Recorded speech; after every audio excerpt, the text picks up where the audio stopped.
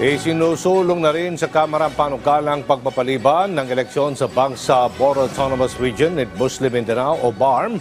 Kahapon, sumalag na sa unang pagbasa ng mababang kapulungan ang House Bill number 11034 na pangunahing inihain ni House Speaker Martin Romualdez mula sa orihinal na 2025 target ng mga mambabatas na iurong ang halalan sa taong 2026.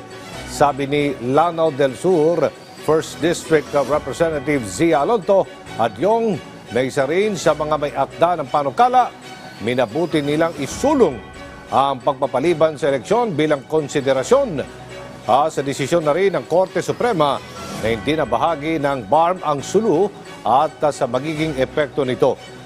Ayon naman kay Speaker Romualdez, hindi nangangahulugan ang postponement ng pagpapatagal ng progreso sa reyon, kundi nais lamang nila ng mas maayos at mas matibay na sistema sa BARM para sa isang sustainable autonomous government. Una nang nag-aay ng kaparehong panukala si Senate President Francis Escudero.